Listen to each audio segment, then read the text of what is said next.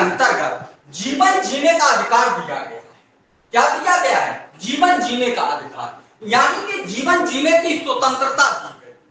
ये जीवन जीने की स्वतंत्रता क्यों दी गई? जीवन जीने की स्वतंत्रता दी क्यों गई? यानी कि क्या है? जीवन जीने का अधिकार, यही तो आप आर्टिकल 21 के अंतर्गत देखते हैं। यानी कि कहने का अर्थ यह है कि ये जीवन जीने का अधिकार क्यों दिया गया? जीवन जीने का अधिकार इसलिए दिया गया है ताकि किसी व्यक्ति का किसी प्रकार से, या राज्य या नागरिक किसी प्रकार से व्यक्ति का जीवन का हनन ना करे। क्या ना करे? जीवन का हनन ना करे। यानी कि ऐसा नहीं होना चाहिए कि व्यक्ति के जीवन का हनन कर लिया जाए। मेरी बात को समझ रहे हैं? व्यक्ति के जीवन का हनन न कर लिया जाए। और ये जो जीवन के, अगर जीवन जीने का अधिकार दिया गया है, ना राज्य करेगा, ना नागरिक करेगा, व्यक्ति के जीवन जीने का अधिकार का हनन नहीं करेगा। फिर सवाल ये उठता है कि किसी व्यक्ति को फांसी की सजा सुना दी जाती है, तब तो यह आर्टिकल 21 का हनन हुआ। यह राज्य के द्वारा या न्यायपालिका के द्वारा किया गया है। क्या ऐसा भारतीय संविधान के द्वारा किया जा सकता है? ऐसा प्रावधान था या नहीं? सवाल यह भी खड़ा होता है। फिर भारतीय संविधान के आर्टिकल 21 के अंतर्गत हाल ही में सुप्रीम कोर्ट ने एक फैसला सुनाया है कि व्यक्ति इच्छा मृत्यु कर सकता है। तो व्यक्ति के जीवन जीने का अधिकार का हनन फिर भी हो रहा है। अगर हम देखे जाते तो आर्टिकल 21 के अंतर्गत पहले 1970 के आसपास आप देखेंगे तो जीवन जीने के अधिकार के अंतर्गत व्यक्ति को आत्महत्या करने का भी अधिकार दिया गया था। तब भी व्यक्ति का जीवन जीने का अधिकार हनन हो रहा है या नहीं? तो आप कहेंगे बिल्कुल। तो नागरिक स्वयं अपने जीवन का हनन कर सकता है, राज्य भी जीवन के अधिकार का हनन कर सकता है। तो फिर जीवन जीने का अधिकार क्यों दिया गया है? या कुछ और प्रावधान दिया गया है? केवल इतनी ही बात आर्टिकल 21 में बोल दी गई है या कुछ अन्य बातें भी बोली गई?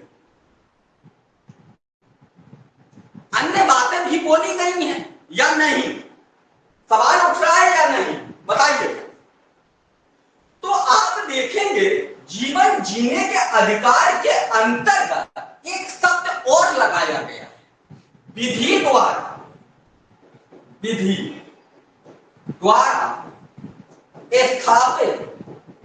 स्थापित प्रक्रिया।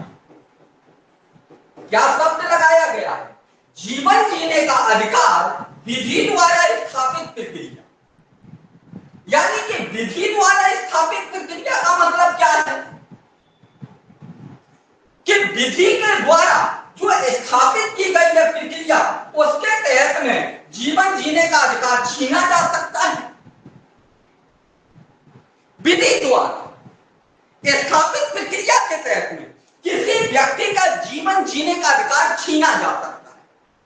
वैसे किसी को यह इजाजत नहीं है कि कोई व्यक्ति हमारा जीवन छीन ले, लेकिन अगर कानून बना दिया गया तो यहां पर जीवन जीने का अधिकार छीना जा सकता है। विधि द्वारा स्थापित प्रक्रिया के तहत में जीवन जीने का अधिकार छीना जा सकता है। यह बात मूल संविधान में बोली गई है।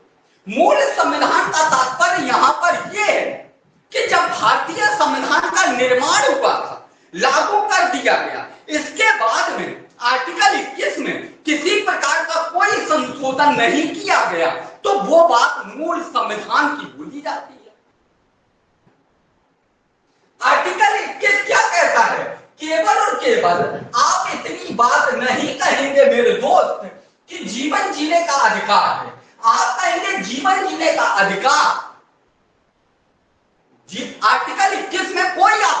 पूछे क्या आर्टिकल 21 का मतलब क्या है, तो आप कहेंगे जीवन जीने का अधिकार विधि द्वारा स्थापित प्रक्रिया के तहत।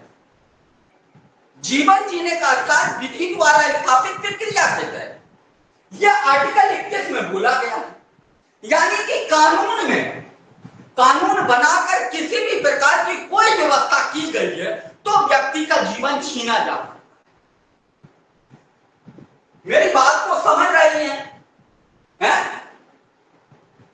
इतनी बात को, इतने पॉइंट को आपने समझा। ये आर्टिकल 21 में केवल और केवल इतनी बात बोली गई है शुरुआती दौर में, जब मूल संविधान का निर्माण हुआ तब। अरे विपिन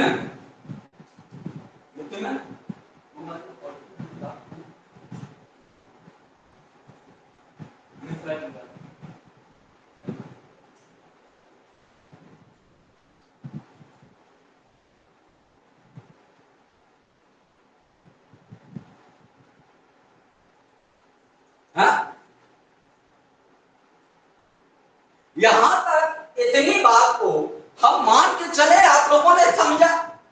जब आपसे बोला जाए कि आर्टिकल 21 का, आर्टिकल 21 में क्या है, तो आप कहेंगे आर्टिकल 21 में मानव जीवन जीने का अधिकार दिया गया है, लेकिन जीवन जीने का अधिकार का मतलब विधि द्वारा स्थापित प्रक्रिया के तहत है।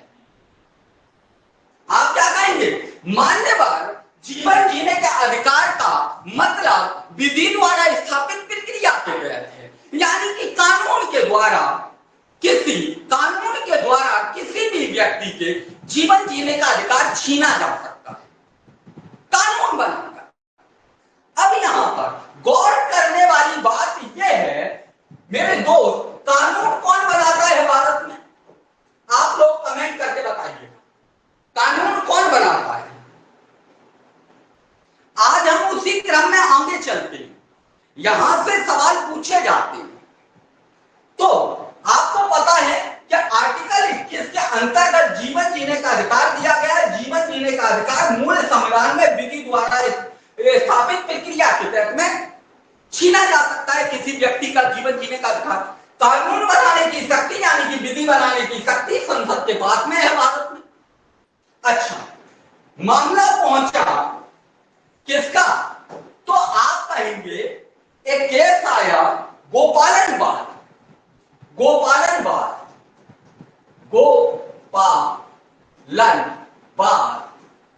1950 का मामला है। कब? 1950 का।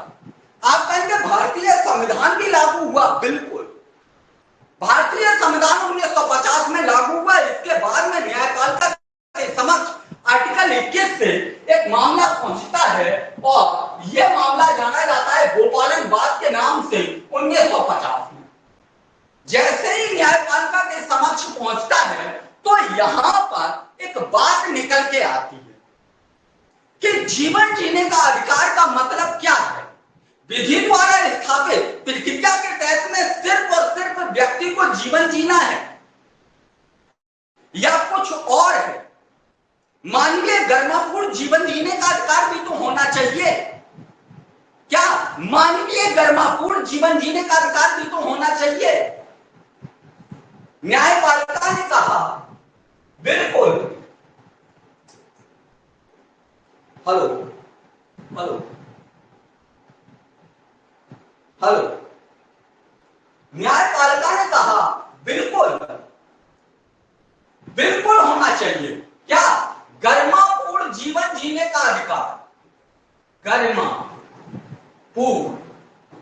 जीवन जीने का अधिकार, जीने का अधिकार, गर्मापूर्ण जीवन जीने का अधिकार बिल्कुल होना चाहिए। अब गर्मापूर्ण जीवन जीने के अधिकार का यहां पर अगर हम तात्पर्य देखें तो कई प्रकार के निकल के आती हैं। ये सब पीसीएस और आरओ की तैयारी कर रहे हैं तो याद रखना, दिमाग में एकदम फिट रखना, आयोग यही सब पूछता है। ठीक है, यही सब पूछता है। गरिमापूर्ण जीवन जीने का अधिकार, इस केस में न्यायपालिका ने फैसला सुनाया या वहां पर तर्क सम्मत बात रखी गई कि व्यक्ति को गरिमापूर्ण जीवन जीने का अधिकार होना चाहिए, तो गरिमापूर्ण जीवन जीने का अधिकार का मतलब क्या होता है? सम्मानजनक व्यक्ति को जीना चाहिए, सम्मानजनक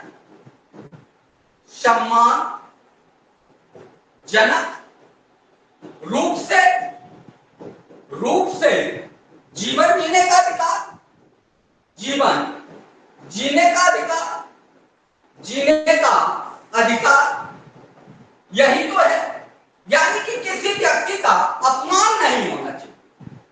क्या नहीं होना चाहिए? अपमान, अपमान यह नहीं होना चाहिए। अपमान का मतलब यहां पर तात्पर्य इससे नहीं है कि आपने हमको गाली दी, आपने हमारा सम्मान नहीं किया, ये मत समझना।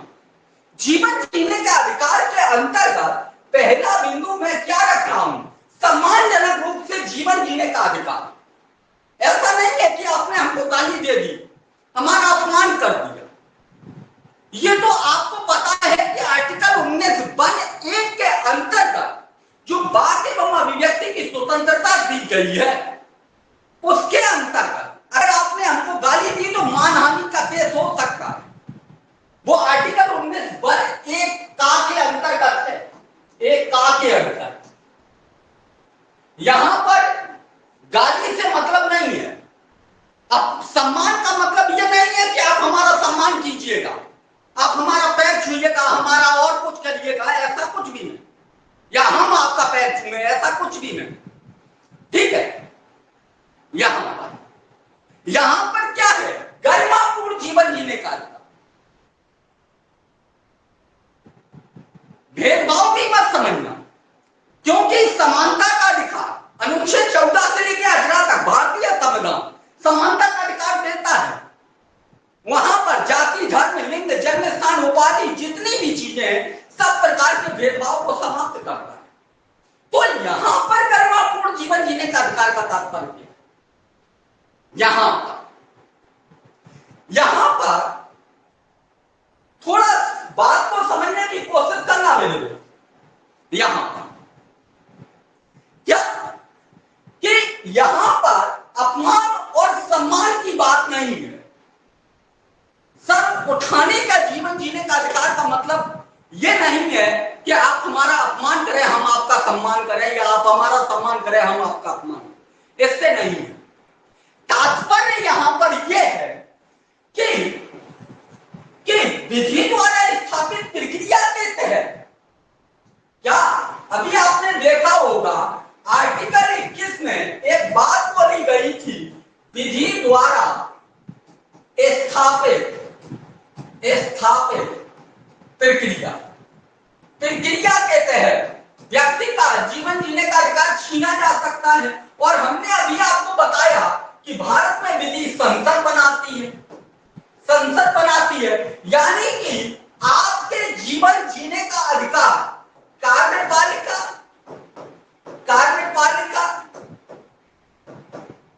एवं विधायिका छीन सकती है इस वाली लाइन से। बताओ कितने लोग मानते हैं?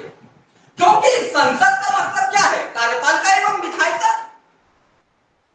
कार्यपालिका एवं विधायिका का कार्य क्या है? विधि का निर्माण करना, और कार्यपालिका का क्या है? उस विधि को लागू करवाना।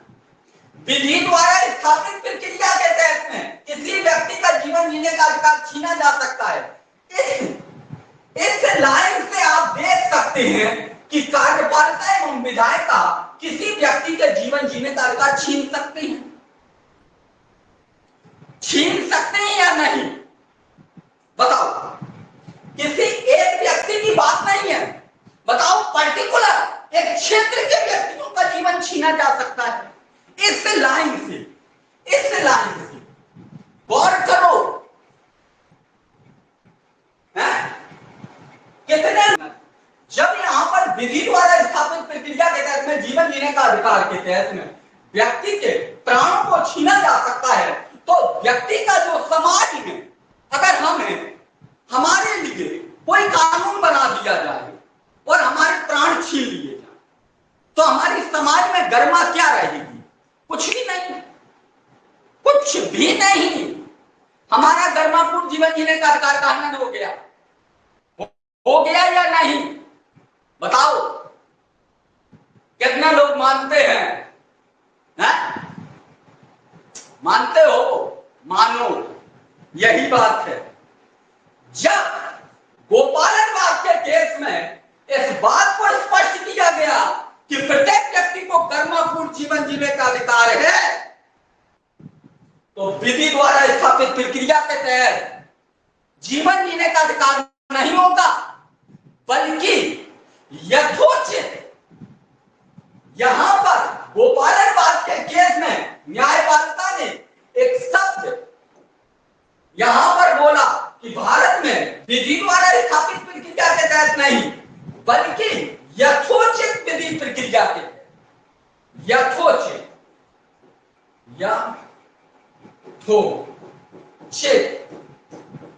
विधि प्रक्रिया के तहत, प्रक्रिया के तहत जीवन जीने का अधिकार, जीवन जीने का अधिकार क्या है? अब यहां पर मूल संविधान में विधि द्वारा स्थापित प्रक्रिया के तहत, लेकिन गोपालनवाद के केस में यथोचित विधि प्रक्रिया के तहत में जीवन जीने का अधिकार छीना जा सकता है। यथोचित क्या है? अगर कोई उचित है, यथोचित का शब्द क्या होता है? उचित।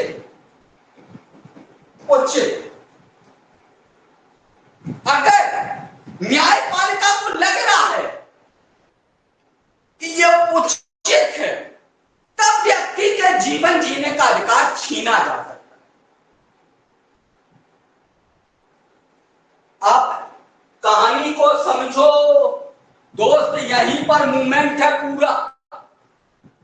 आर्टिकल 21 के जीवन जीने के अधिकार के अंतर्गत शामिल था विधि द्वारा स्थापित प्रक्रिया, लेकिन जैसे गोपालनवाद 1950 का मामला न्यायपालिका के समक्ष पहुंचता है, वैसे एक व्याख्या कि एक न्यायपालिका के द्वारा एक बात स्पष्ट की जाती है कि प्रत्येक व्यक्ति को गरिमापूर्ण जीवन जीने का अधिकार है। क्या है? प्रत्येक व्यक्ति को गरिमापूर्ण जीवन जीने का अधिकार है। तो वहां पर बहस छिड़ती है कि देखिएगा मान्यवर, भारतीय संविधान के आर्टिकल 21 में एक बात और बोली गई है, विधि द्वारा स्थापित प्रक्रिया के तहत में जीवन जीने का। विधायिका विधि का निर्माण करती है, जब चाहेगी विधायिका तब वह व्यक्ति के जीवन जीने का अधिकार छीना जा सकता है, छीना जा सकता है। तो यहां पर न्यायपालिका ने यहां पर स्पष्ट कर दिया कि विधि द्वारा स्थापित प्रक्रिया के तहत नहीं, बल्कि यथोचित विधि प्रक्रिया के तहत में जीवन जीने का अधिकार दिया गया। 1950 में मामला क्या हुआ? यथोचित विधि प्रक्रिया के, और यथोचित विधि प्रक्रिया का मतलब क्या है? उचित प्रक्रिया के तहत।